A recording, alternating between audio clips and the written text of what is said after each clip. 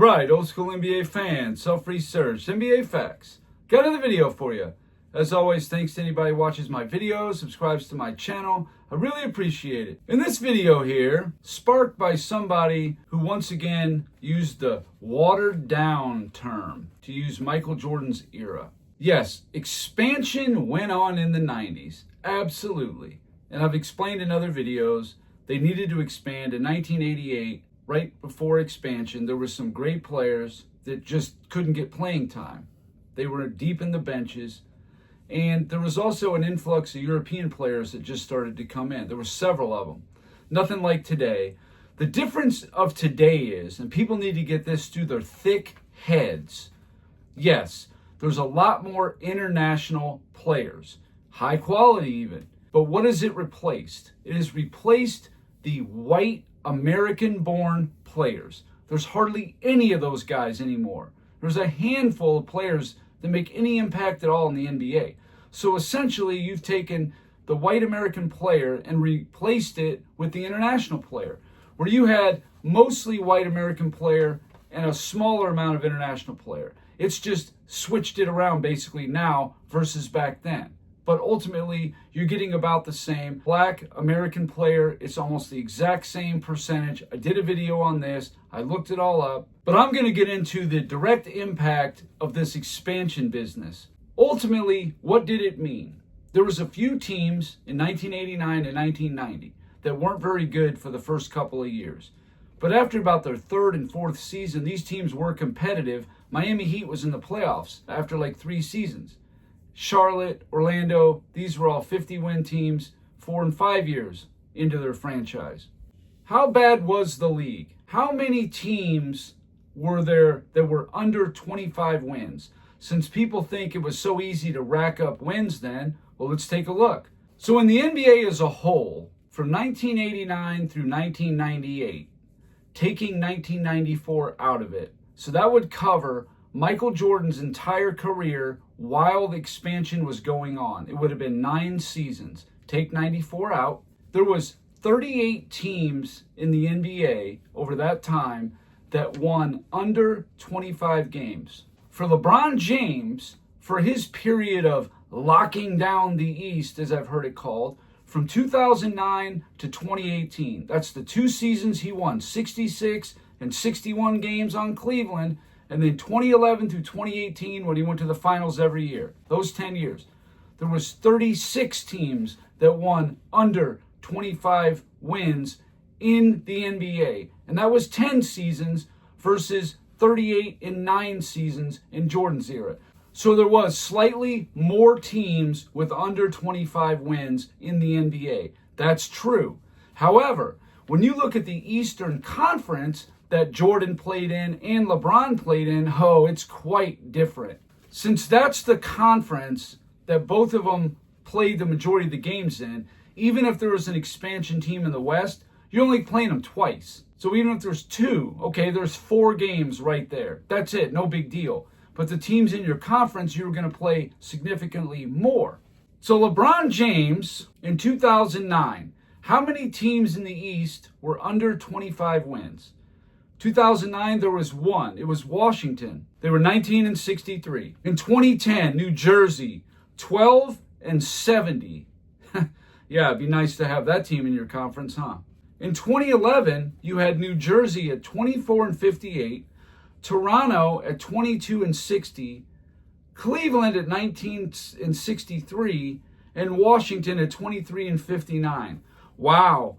LeBron leaves Cleveland, Bosh leaves Toronto. And now they've got bad records. Amazing. Maybe the super team effect had more of an effect on the league than expansion did. And you got to remember, there's 30 teams in the NBA now. That's 150 starters. Even with expansion, there was only 135 after 1990. After the 95 expansion, it was 145. Still less players. I think it's a lot worse because of the age of the players, but that's a whole nother topic. I'm not even going to touch the age thing. That's a whole nother thing, and it definitely is way worse today playing a bunch of 19-year-olds. In 2012, they had that strike-shortened year, the lockout, whatever it was. Washington was 20 and 46. That's the equivalent of 24.9 wins, a 303 winning percentage. 25 and 57 in an 82 game schedule comes to .304 winning percentage. But then also you got Charlotte was 7 and 59, a 106 winning percentage. That comes to 8.7 wins on an 82 game schedule. That would have been the record. And that was an expansion team. And that was in LeBron James's division. You got to play that team.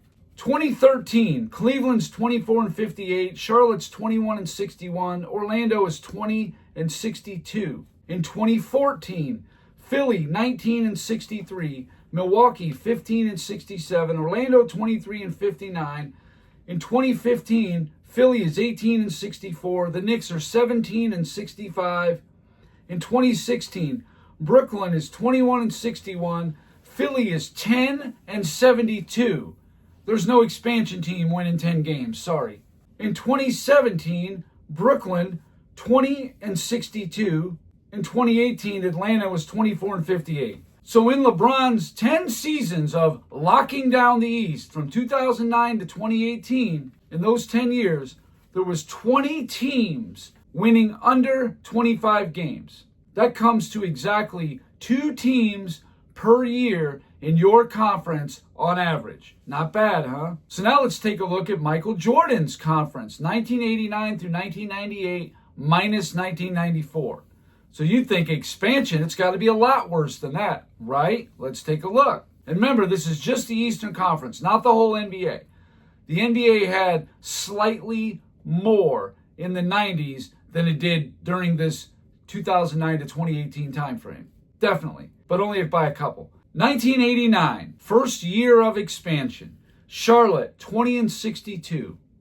1990, Miami, 18 and 64. New Jersey, 17 and 65. Orlando, 18 and 64. 1990 made the NBA watered down and weak. It did, absolutely. It inflated teams' win totals. I agree 100%. But after 1990, no, it did not. 1991, the only team was Miami, and they were 24 and 58. In 92, Orlando was the only team, 21 and 61. In 93, Washington, the only team, 22 and 60. In 95, now Jordan wasn't there the whole year, but Philly was 24 and 58. Washington was 21 and 61. In 96, just Philly, 18 and 64.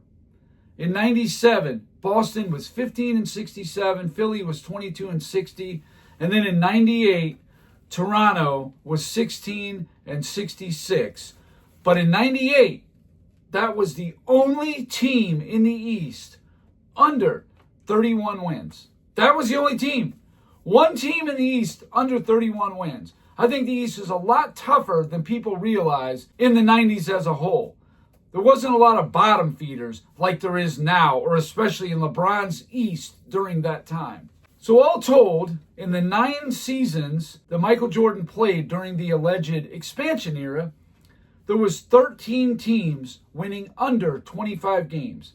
That's an average of 1.44 teams per year. That's a lot less than 2 now, isn't it? What if we take it a step farther and we look at how many teams were there that was under 20 wins? Totally, absolute putrid teams. How many? In 2009, you got Washington at 19 and 63. Their winning percentage is .232. 2010, New Jersey was 12 and 70. What a joke. 146 winning percentage. 2011, Cleveland, 19 and 63. 2012, Charlotte, like we talked about, a 106 winning percentage. 8.7 wins is what they were on pace for in a regular 82-game schedule. 2014, Philly, 19 and 63. Milwaukee, 15 and 67. 2015, Philly, 18 and 64. The Knicks, 17 and 65. And then in 2016, Philly, 10 and 72. What a joke. And the teams that are highlighted here are the ones that got less than 15 wins. The 2010 Nets at 12 and 70. The 2012 Charlotte Bobcats at 8.7 wins. And the 2016 76ers, 10-72. What a joke. But all told, in the 10 seasons, there was 9 teams winning under 20 games. That's 0.9 teams per year. So basically, one team a year you get a beat up on in your conference. Nice. Michael Jordan's era. Let's take a look. Like I said, in 1990, no doubt, there were some bad teams because they were expansion. They had just joined the league. So, of course, they're not going to be very good right away. You weren't allowed to just go sign stars. That's not how it worked. You had your expansion draft where every team got to protect their top 8 players. Their top 8. Come on. You know how bad in the 89 draft, Minnesota took Rick Mahorn from Detroit. Oh, man, the bad boys were devastated. We lose Rick Mahorn. It hurt them so bad that they won the championship without him. Wow. So really, maybe the 9th and 10th and 11th guy on your bench really isn't that great after all. In the 1995 expansion draft, the Raptors took the Chicago Bulls starting point guard. Wow, that was painful. They took B.J. Armstrong away from them. Man, what were they going to do? I don't know. Maybe just go 72-10 and have the best season of all time. No big deal. In either case, when the big acquisition for these expansion teams happened, did not faze the team that lost the player one iota. Not at all. And that was the starter for the Bulls. So the teams under 20 wins in Michael Jordan's East from 89 to 98 minus 94. 1990, you had, like I said, bad teams. Miami was 18-64. New Jersey wasn't even an expansion team. They were just bad. 17-65. Orlando, 18-64. Okay, there was 3 in 1990. 1996, Philly was 18-64. 97, Boston was 15-67. And then 98, Toronto was 16-66. Only 6 teams in 9 years. That comes to .667 teams per year. So that would mean that there would be 2 teams every 3 years under 20 wins. That's much better than what LeBron's East was. And not a single team under 15 wins during that whole time that LeBron got to beat up on. The Bobcats, the 76ers, the New Jersey Nets. It must be nice to beat up on those teams winning 10, 12, and even 8 games. Give me a break. Don't ever come in the comments section again talking about expansion watered it down. Nothing like how it's watered down today with a bunch of teenagers. And even just looking at the Eastern Conference, Jordan's versus LeBron, there was worse teams in LeBron's East. What do you want me to say? And they went through expansion. What does that tell you? That's how bad LeBron's East was, even with expansion. And all it did was hit the pause button on some of these teams. The expansion teams, they got good players. Miami was in the playoffs, I want to say it was in 92, in their 3rd season. They got Ronnie Cycli, Sherman Douglas, Glenn Rice. They made some pretty solid draft picks. They were in the playoffs. And then it was about 4 years, I think, Orlando, in their 4th season, they were 500 because they got Shaq. In the same draft, Charlotte got Alonzo Mourning. So they got their franchise players right there. They were set. A few years of growing pains, yes. Now, teams like Minnesota and Vancouver, it did take them a couple years to catch on. Absolutely. But when Charlotte got Larry Johnson and Alonzo Mourning, they were set. And then Orlando got Shaq and Penny. They were set. It was just hitting the pause button while these other teams got their players. Now, Dr. J said that, the league's watered down. Compared to the 80s, where half the best players in the NBA were on 3 teams. Well, that was ridiculous. How is that better? I've heard people bring up Dr. J. Yeah, if you were Philly, the Lakers, or Boston, you had a chance at a championship. If you weren't, you had no chance. That's just how it was. The 4th best team in the NBA from 1980 to 1988, before Detroit won their back-to-backs, was the Milwaukee Bucks. They had some nice seasons. They got like a 56, a 59, a 58, a 60-win season in there. Yeah, they were a really good team. They were the 4th best team during that time. But for them to even get to the finals, they were going to have to beat the 76ers and then beat Boston to get to the finals and then beat the Lakers. Good luck with all that. There was no way anybody else was going to win the championship. The 90s had more parity, yes. And do I wish there was a team as good as one of those 80s teams that the Bulls could have locked up with? Absolutely. But there was no teams quite that good other than the Bulls themselves. But there was still some high-quality teams. If you get past those three teams, you can look at the 4th, the 5th, the 6th, the 7th, the 8th best team in the NBA in the 80s. Well, the 90s were way better. They just weren't better at the very tip top. But like the team you'd have to play in the first round or the semifinals, oh, it was much better in the 90s. Geez, the Lakers would play teams that won like 36 games in some cases. There was one year they played two teams that won less than 40 games. Give me a break. Boston won a championship in 81 playing a 40-win Houston team. You guys don't even know anything about NBA history. And you look so stupid when you try to act like you do. Let me leave you with this clip. The pathetic expansion Toronto Raptors in 1996 against the Chicago Bulls. Check this one out. Now remember, the Bulls and the Sonics both in 96 had a better record against non-expansion teams than they did expansion teams in 1996. That's a fact. Look it up. Left in the game. Jordan.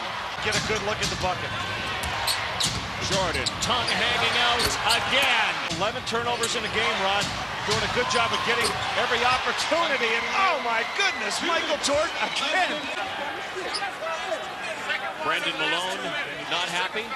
And stealing the basketball. Michael Jordan does all the score.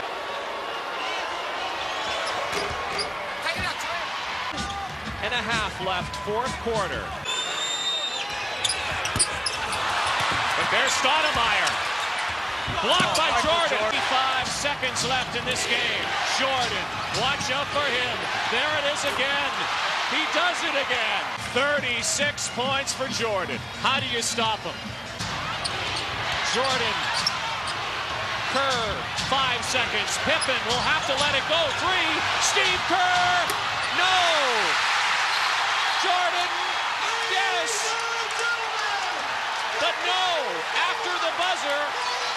And the Toronto Raptors have pulled it out.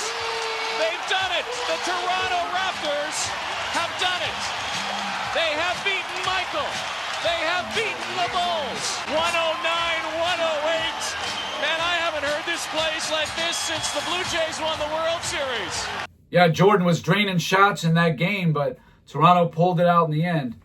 But good for them. You know, they needed a win like that. I really liked at the end when that guy said, I haven't seen excitement like this since the Blue Jays won the World Series. That was cool. Because exactly, beating the Bulls, even if it is a regular season game, I mean, that's huge for an expansion team. That was awesome. So anyway, that's all I got for this video. Thank you guys for watching. If you liked it, please hit the like button. If you wouldn't mind sharing the video, that would be great. If you haven't subscribed already, please do. I give daily content. And that's it. Until next time.